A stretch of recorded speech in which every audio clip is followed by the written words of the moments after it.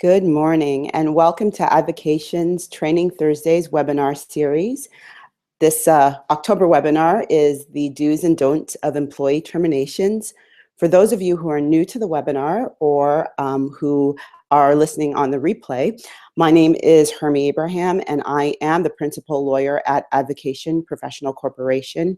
We are an employment law firm that helps employers and employees resolve workplace disputes.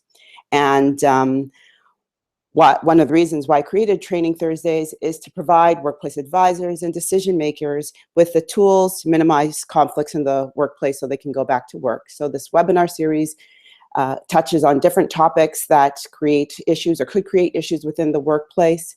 And the biggest one, obviously, are employee terminations. They happen very often. They probably are the bane of many HR practitioners' existence when they go wrong.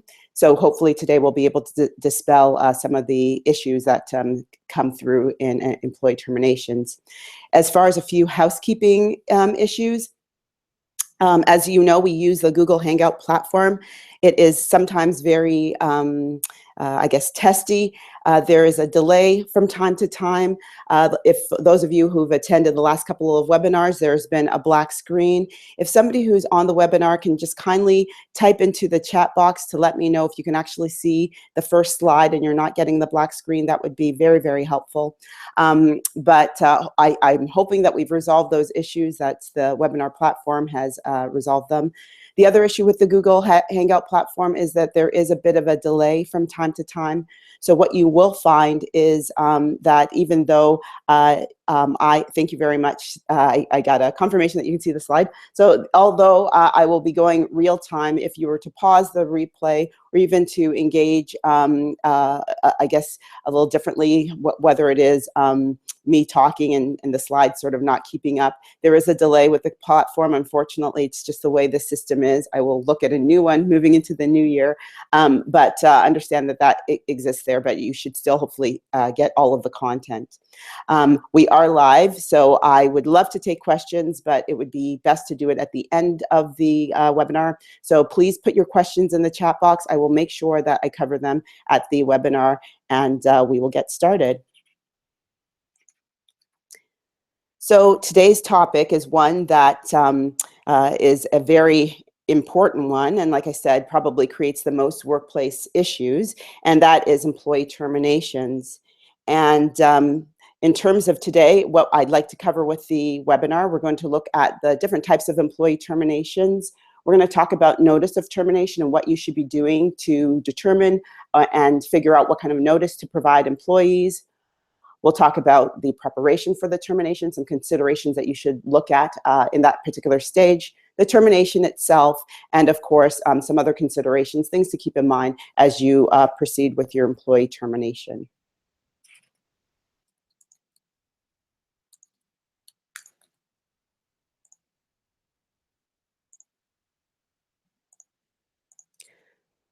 So I've put a poll up and you should see it there.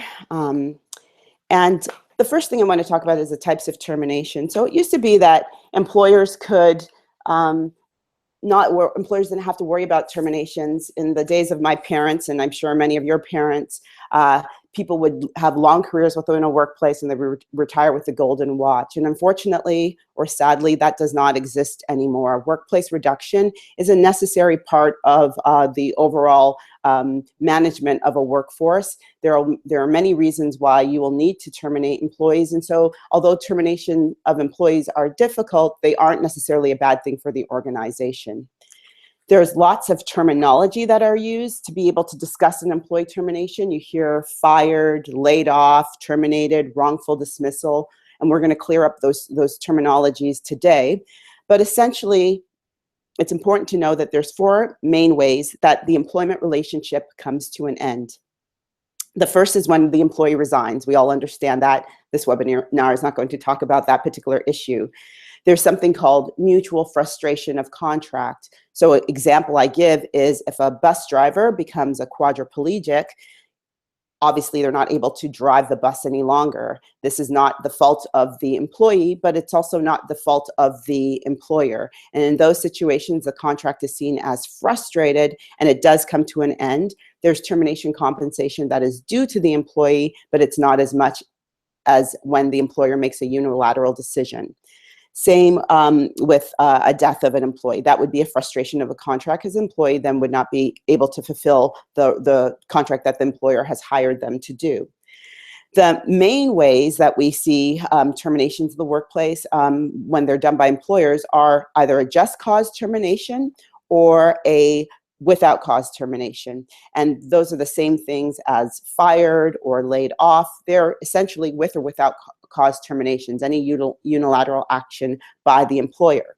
A with cause means that the employee has done something wrong to bring about the end of the employment relationship. And this can be either an act by the employee or an omission by employee, something that they haven't done, but that has irreparably damaged the employment relationship. The employer cannot keep the employee employed any longer. And it's not through no fault of the employee. There's fault attributed to it, to with cause terminations. The employee is not entitled to any compensation for their lost job. They're only entitled to payment for their last day of active service, and the employer is free from any further obligations. Without cause terminations, we'll talk about shortly, but they're very rare, and I normally caution against it unless you have very strong evidence. By and large, the main types of terminations will be a without cause termination. And a without cause termination is one where the employee, the employer, is making the decision to end the employment relationship. They can be for any reason. It could be the fact that a particular division or role no longer exists anymore.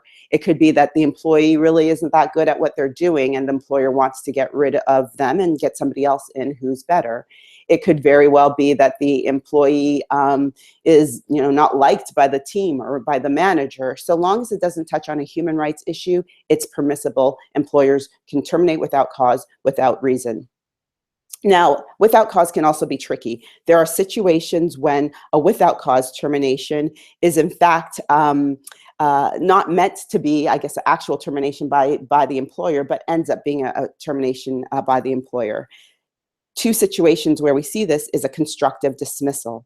And a constructive dismissal essentially means that the employer has made a fundamental change to the employment contract and the employee is unable to now fulfill the employment contract because of this change made by the employer. The employee is not obligated, even though the job still exists, the employee is not obligated to take that job. They are entitled to leave their job and demand compensation, termination compensation. Examples of constructive dismissals would be if I'm living and working in Mississauga and my employer then tells me that my job is now moved to Thunder Bay. That's not something I signed up for. I might not want to move me and my family to Thunder Bay. And so that would be effectively a dismissal, and I would be entitled to compensation. Another example would be a demotion of an employee. So if I was a supervisor, all of a sudden now I'm amongst my peer group, that would be a constructive dismissal. And a big one that you see is decline or changes in the employee's remuneration package. So if I offered benefits and I no longer wish to offer benefits, or if I was paying them at a certain level and I'm now looking to reduce that salary level, then that would be, again, a constructive dismissal. Another way that employers, without knowing, can terminate employment is with a layoff. And a layoff is either permanent, which is a without cause termination, or in some cases, an employer might be looking to have a temporary layoff. And a layoff essentially means that we don't have work for you right now, but we expect you to come back within a certain period of time. The Employment Standards Act does prescribe what that time is. So it can't be longer than 13 weeks if we're looking at 20 consecutive weeks.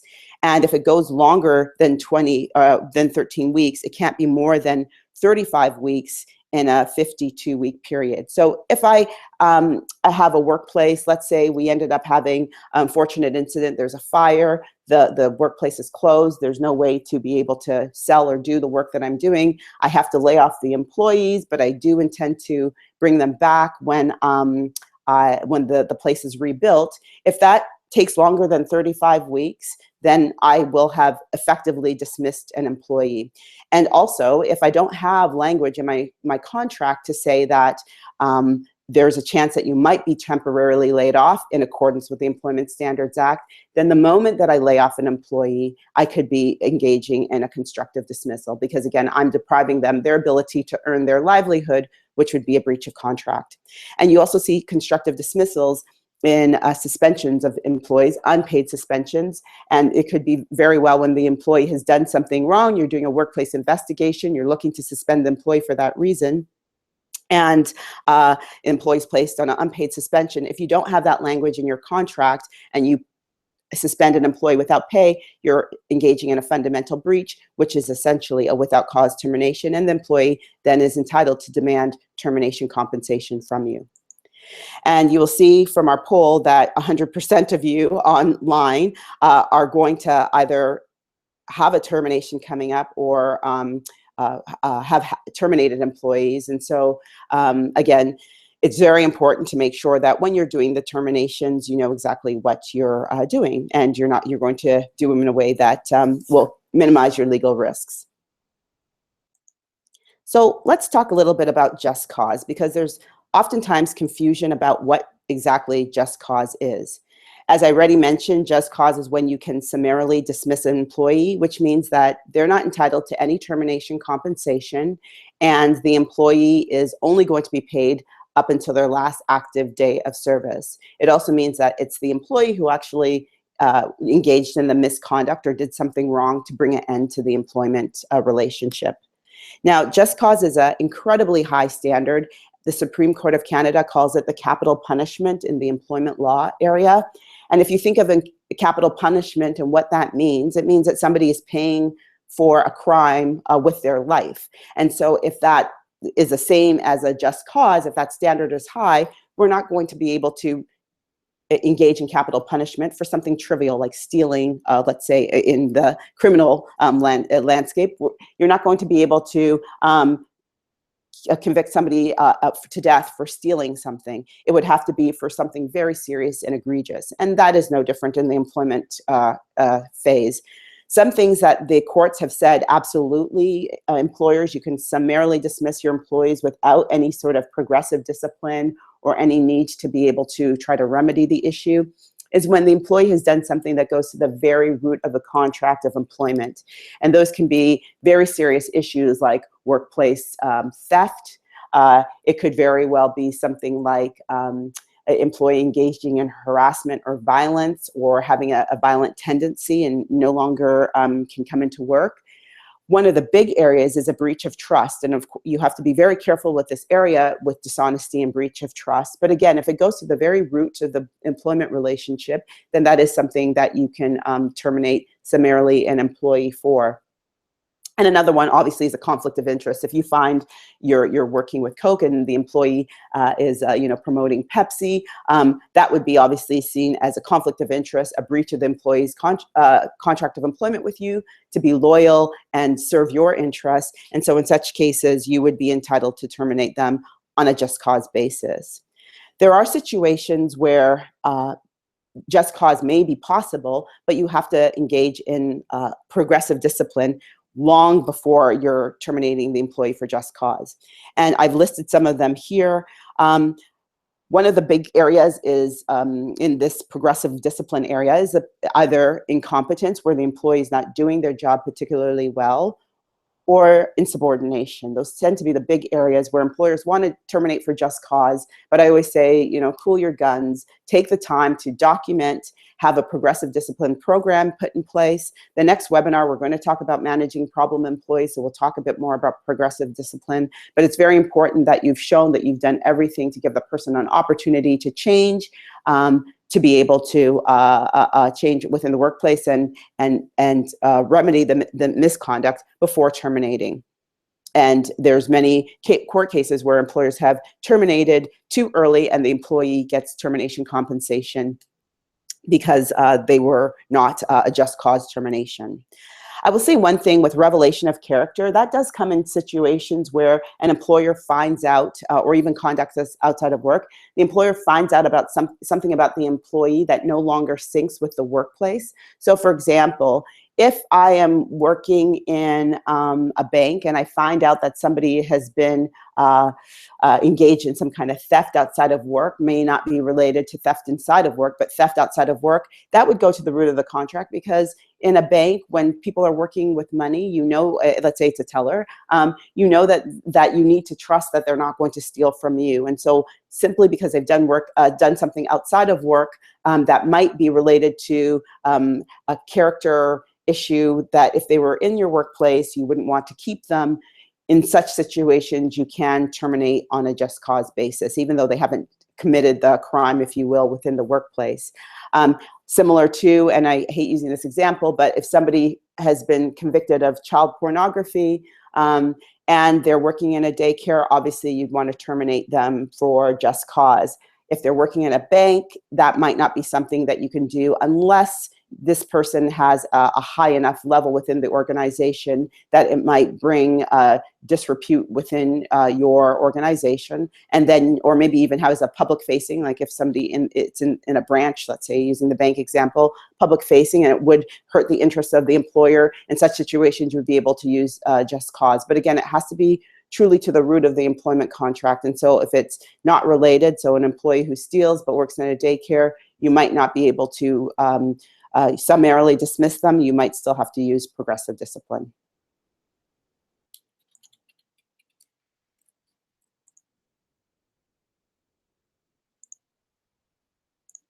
So I'm just going to be loading another poll here. Now, one thing you always hear about is a wrongful dismissal. And a wrongful dismissal happens when the employer does not provide the employee with appropriate compensation following their termination. Wrongful dismissals can happen because an employer has terminated an employee for just cause when the employer did not have just cause. Or it can be that they have terminated an employee on a without cause basis. They've provided the employee with a termination package, but that termination package does not meet the employee's legal obligations. And in those circumstances, both those two circumstances, those would be wrongful dismissals. Now, with respects to employers' legal obligations, employers often wrongly assume that their only standard, or the only thing that they have to follow, is the Employment Standards Act, and nothing could be farther from the truth. The Employment Standards Act only sets the minimums that an employer is entitled to provide to an employee. So unless you have a contract of employment that limits the employee to the minimums under the Employment Standards Act, employees will be entitled to greater notice than employment standards. And I always give the analogy of minimum wage. Employment standard sets minimum wage at $11.25. If the employee agrees to that in contract, then you can pay them that. However, if the employee doesn't agree to minimum wage, you still have most likely greater obligations in terms of payment to the employee, depending on what they're doing. If they're an HR professional, they're not going to be making $11.25 an hour. So how are you going to figure out how much notice to provide? The first is your written contract of employment. If you have a contract of employment, like I said, that has a termination clause that provides employees with at least as much as employment standards or more, then that's going to be enforceable. Now, the clause has to be written in a way that is enforceable, but the employment contract is the first way. I call it the prenuptial agreement of employment relationships. If there is no written employment contract, or if the termination clause in the employment contract is not enforceable, then the employee is entitled to the common law. And what I always do, the analysis I do, is to see, if we look at the contract to see if the contract will be enforceable, the analysis I do is to say, has the employee been given a reasonable amount of time to consider the contract? So when you hired the employee, and let's say their start date was supposed to be October 20th, was the contract given to them on October 19th? Or did they get the contract that very day that they're starting the first day. If they did, that contract is useless, and the termination clause or anything in that contract can most likely be defeated, because employees need to have reasonable time to review their contracts. The other thing is whether or not the contract was signed. If you have a contract, you've given it to the employee, but they have not signed before they started working with you, then they haven't agreed to your terms that are written in that particular contract. So an unsigned contract really will not be able to bind the employee to any of the terms of the contract. Again, there might be a written contract of employment and there's no termination clause. If you have no termination clause in that contract, then the employee is entitled to common law. And lastly, the termination clause itself might not be unenforceable. The termination clause might be written in a way that doesn't meet the legal test of an enforceable termination clause. And enforceable means that the employer can rely on it.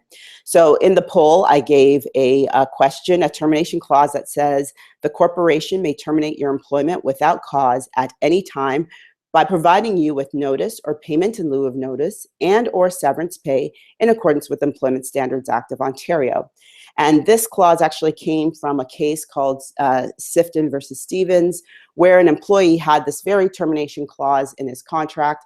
He challenged, he said he was wrongfully dismissed because the employer only provided him with Employment Standards Act.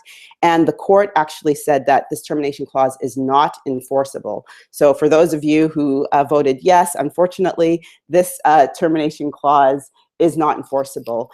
The issue with this termination clause is it makes reference to payments of notice or provisions of notice or pay in lieu of notice and severance pay.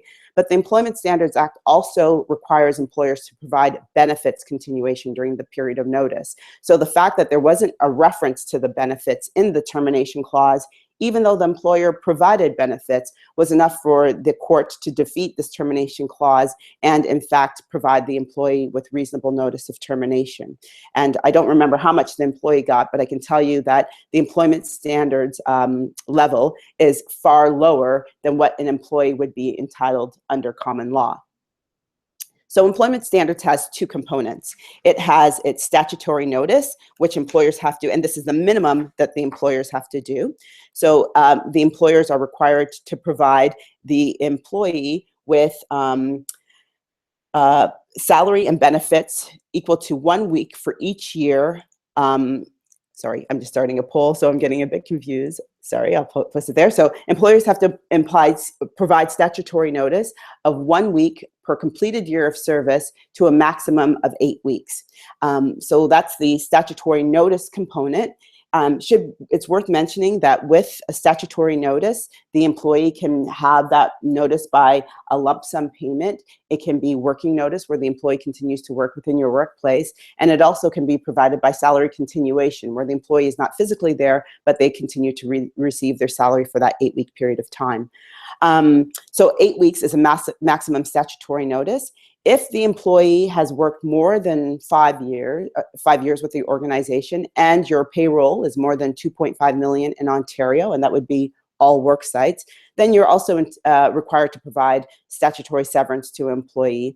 And that is a 1 week for each year of service and prorated for completed years of service to a maximum of 26 weeks. And unlike statutory notice, statutory severance is a lump sum payment, and it's really there to sort of compensate an employee for their long service. So that's the way the employment standards works: salary and benefit continuation during the notice period and a payment for statutory severance. So if you're limited to employment standards, your obligations can be far lower, and as you can see, you have flexibility as to how you wish to provide your notice. The flexibility also exists in the common law, and again, with, oops, it says progressive discipline, sorry, that's wrong. Sorry, that is wrong. So let me just go through common law, and I'll clean up the slides when I do send that to you.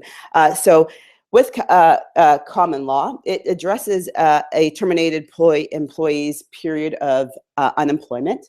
So when we provide common law severance, when we provide common law reasonable notice, it is meant to address the period where the employee loses their job to the time that they find a new job. And it doesn't have to be the actual time, but it has to be a reasonable period of time in which it will take an employee to be able to find new work. And I kind of say it's akin to EI in the sense that employees can't take sort of receive EI at the same time that they're getting common law notice, but it's supposed to be that bridge to help the employee kind of get on their feet, not be financially hard up whilst they're actively looking for new work.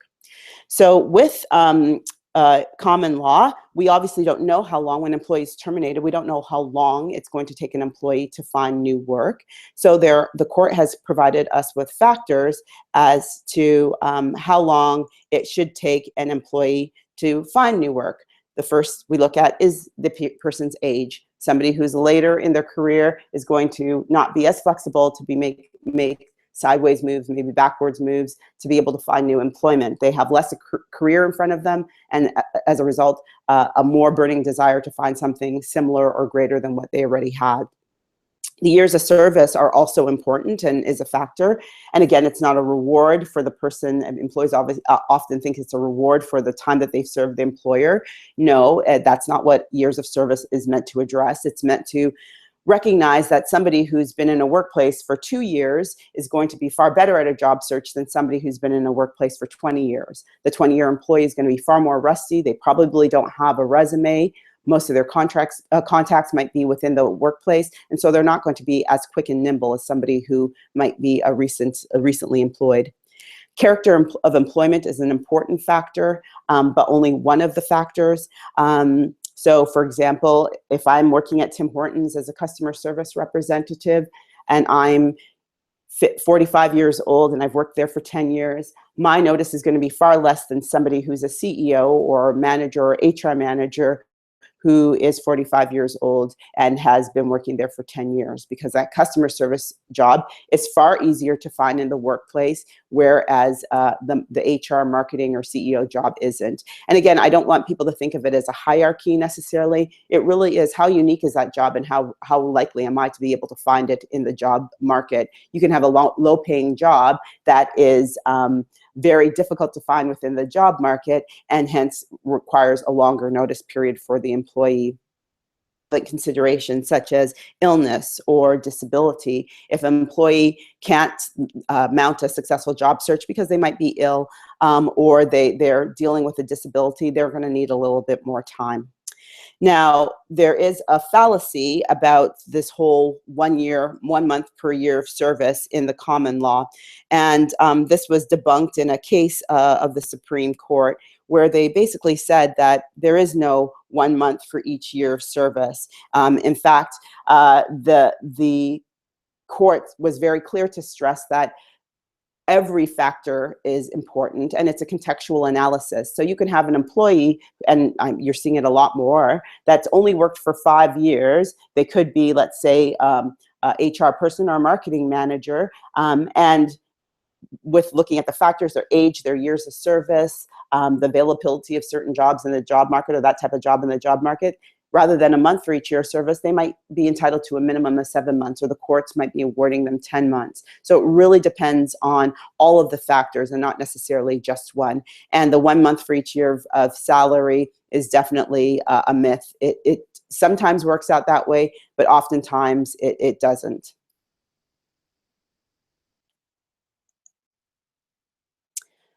So you've now figured out what you're going to, how you're going to terminate the employee, whether it's for cause or without cause. You have figured out what type of termination compensation, and this might sound like a shameless plug, but I say that it's always worth sort of consulting with an employment lawyer, with your employment lawyer, or in-house counsel, to be able to find out, what makes sense, because you want to minimize as much of that disruption after you terminate the employee. You don't want the demand letters. You don't want the wrongful dismissal lawsuit. It really is a strain on your being able to do what you do for your organization, which is a great work in managing its people. So the most you can do to sort of ensure that termination won't be challenged, or that you are legally sound in what you're offering, the better it is for any type of termination. Now, when it comes to terminations, I always say provide a termination letter. As you know, I help both employers and employees, and it astounds me the number of employees who don't receive a termination letter. They might just get, a final reconciliation of what they're to be paid, and that is the worst thing that you can do, because you want the termination letter to set out the information that's important, the fact that they are going to be paid up to the day of their termination. So you have to include the termination date in the days that you're actually paying them for active service. The fact that you want them to still be bound by some of their employment clause provisions, such as confidentiality, the fact that they have to return property, the fact that they have to update you with their address if their address changes. So a termination letter is very important. It does help you sort of set the groundwork as to what to expect moving forward.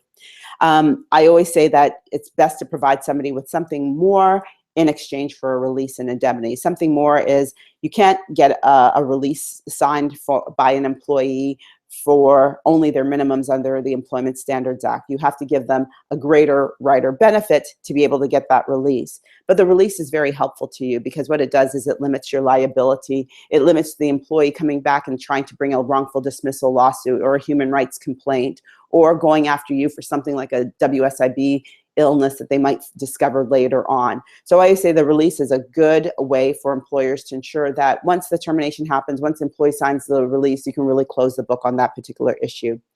You want to make sure that you are obtaining any kind of company property and closing the employee's access.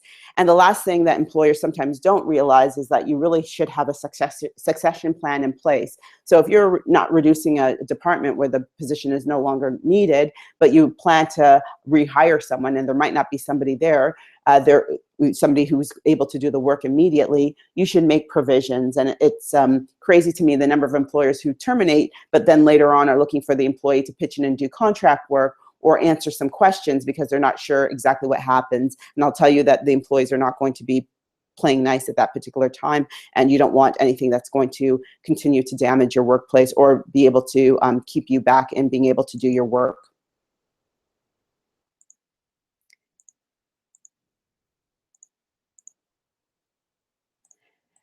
And as far as the termination is concerned, just a few things that to think about. When to hold the meeting, I'm going to hold on to that while you do the poll. But the first is what to say and do. Employers oftentimes want to go into a long spiel. I say that don't engage in anything. Less is always more in a termination meeting, because it's going to probably come back to haunt you if you say something that ends up being out of step or might be legally an issue moving forward. So know that their services are no longer needed in the organization. It was a hard decision. Give them the letter, let them read it, let them come back to you with any questions, and end the meeting. If they want to rant and rage, listen to them. Cut it off if it gets too much, but ensure that you are being respectful and that you're not necessarily saying too much to be able to sort of pigeonhole you in a dialogue that you might not want to own later on. There should always be two people present, and I always say it's always good to make a quick note afterwards of any issues that might have been came up during the termination, any allegations that the employee might have made. If it was a regular meeting, you can say, fine, no issues. But two people should be present, and you should make sure you document any issues that might have arisen from the termination meeting. And there's always a question about whether or not to walk an employee out and escort them, or let them leave themselves and say their goodbyes.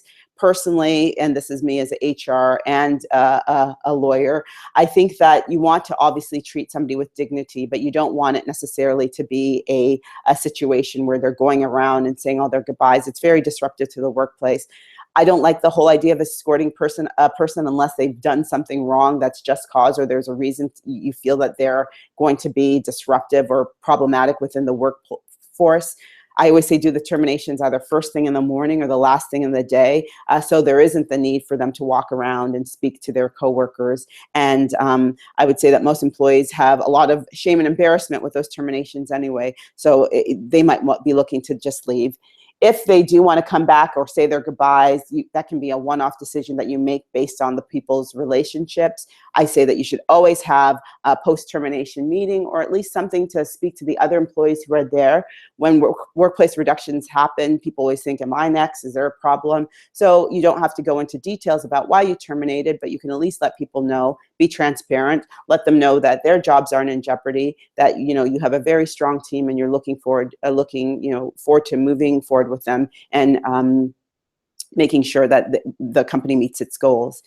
And then remember that you should also be enforcing those ongoing obligations that the terminated employee might have. And that's with respects to confidentiality, return of company property to make sure they're not keeping any documents, records, client files, and also non-solicitation. If you have that in your contract, making sure that the employee isn't actively trying to contact your clients or your employees to be able to induce them to end their relationship with you.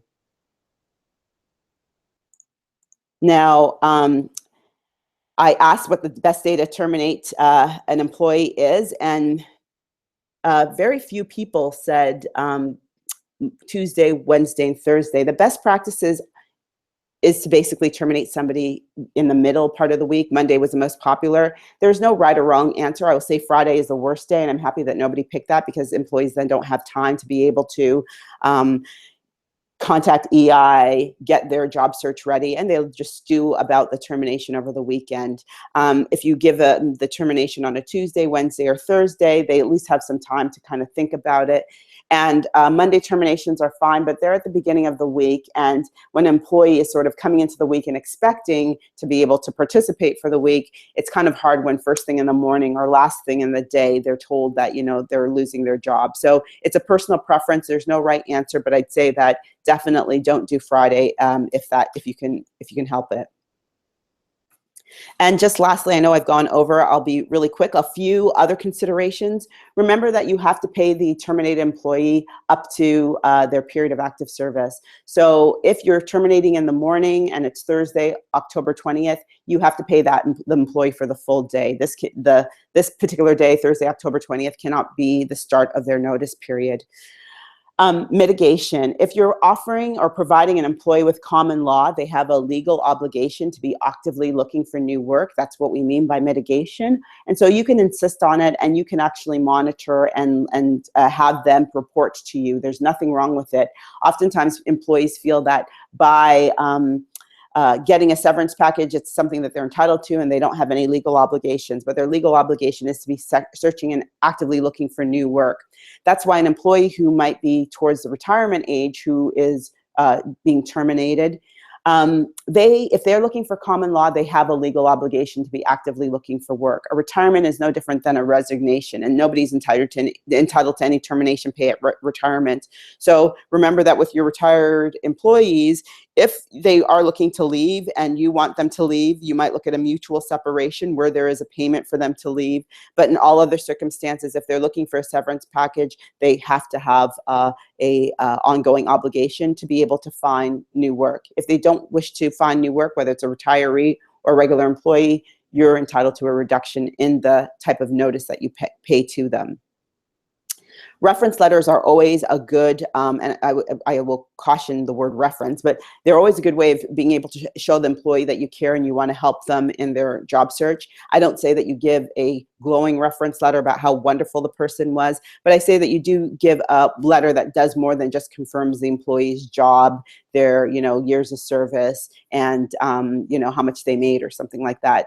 Let the letter be a bit more robust. Talk about some of the main duties they did. If they had any accomplishments, let's say they're the top salesperson in North America, you can put that in if it's factual and objective. That will go a long way in helping the employee find new work, which might mitigate and reduce how much you have to ultimately pay them if you're doing a salary continuance. But it also engenders a feeling of,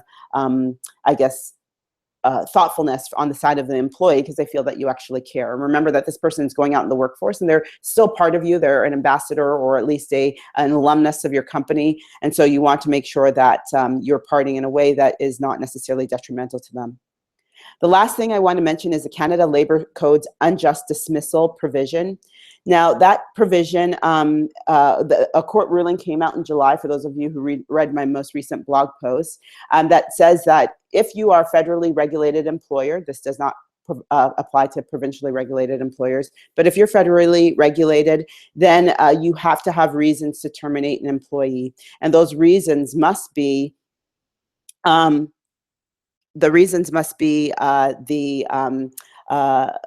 either business reason or a reason such as the employee's committed just cause. And I just saw a note that says somebody can't hear the sound. Hopefully that has been remedied. It seems to be working on my end. But with unjust dismissal, if you're a Canada Labour Code employee, if you're regulated by the Canada Labour Code, please make sure that you speak to legal counsel. You want to make sure that your employee cannot file an unjust labor claim, because that can reinstate the employee in your workplace with additional payments to them, and that will be contrary to your best interests ultimately. So with that, I've gone over. I apologize. I'll have to change the timing on these webinars, but I will take any questions that you have. Hopefully, people have been able to hear the webinar. If you've had issues with the sound of the webinar, what I will do is I will check with the replay link. You will be getting the replay link next week, but I will check with the replay link to ensure that it is covering all of the content. And with respects to the replay link that I send out with emails, you will also get a tip sheet, which will be a bit of a checklist of do's and don'ts to help you navigate your employee terminations in a far more productive way. So I do have a question. Can you comment how to deal with mental health issues with an employee? So illness is a difficult area. I'll say illness, and even alcohol or drug abuse is a difficult area when we're talking about employee terminations. You have to be very careful, because as an employer, you have obligations under the Human Rights Code. If an employee has a mental health issue and they have brought that to your attention, you'll want to engage in all of the steps that you need to as far as your duty as an employer to accommodate an employee up to the point of undue hardship. So simply because the employee that has a mental health issue won't allow you to terminate right away.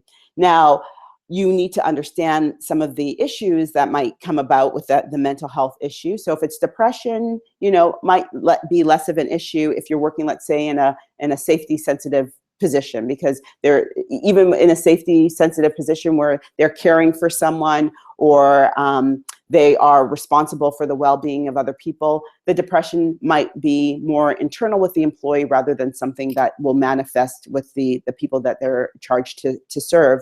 But if it's something like violence, anger, management, and they are dealing with children, people who are in a vulnerable situation, then in those situations, there might be a frustration of contract. But before you can even go to that level to know that there's a frustration of contract, that they no longer can perform the duties in a way that is safe and for them and themselves and your clients, you'll have to get information on the employee's mental health issues. And not that you're finding the diagnosis information, but you want to provide a doctor's note and have them get information from their doctor with their job description that talks about, you know, how they can reasonably, whether they can reasonably carry out some of the roles. And it's a bigger issue. We can definitely speak privately about it. I'd be happy to take it up. But I would say be very careful with mental health issues or alcohol or drug abuse. Make sure at least you're going through your duty to accommodate, and only when you've recognized that they cannot fulfill the fundamental terms of employment will you terminate. And then I got another question. Do you recommend a termination letter and a release for employees terminated during their probation period? So the probation period is a bit of a fallacy. If you have in your written contract of employment a clause that says that you can terminate the employee within a 3-month period without cause, without having to pay them anything, then I say still provide them with a termination letter. If you think that there might be a legal issue, and I would say like a legal issue might come from a more senior employee who you might have courted to come work with you, or let's say it is an employee who you're terminating, but you think that they might bring either a human rights or WSIB claim, then you would want to provide them with some kind of termination compensation and ask that they sign a release for that termination compensation. But remember that you should always give a termination letter, even if it's within the probationary period, and even if you have language in your contract that says you're terminating them without paying them. And it should basically say that we're terminating you within your probationary period, further, pursuant to our contract of employment. That's your right as an employer, but it's only your right if you have it written in contract. Hopefully that answers the question. Are there any questions? Any other questions? Well, if not, I thank you again very much for spending your time this morning with me. Again, I know time is the most precious resources. I say this all the time. It's the most precious resource. And once we lose it, we can't get it back. So I do truly appreciate the time you spend each morning. Managing employees, problem employees is our next webinar on November the 17th. I look forward to seeing you there. I will also be sending a poll to you for some future webinar topics. I've come up with some topics in 2017, and I want to find out ones that are most interesting to you, ones that will help you in your workplace. So do look out for that poll, probably coming out sometime in November, and participate. Let me know what you want to hear and see. I will make sure I provide content that is meaningful. So thank you again very much for your time this morning, and I look forward to seeing you next month on November 17th at 9 a.m. for Managing Problem Employees. Thank you and have a good day.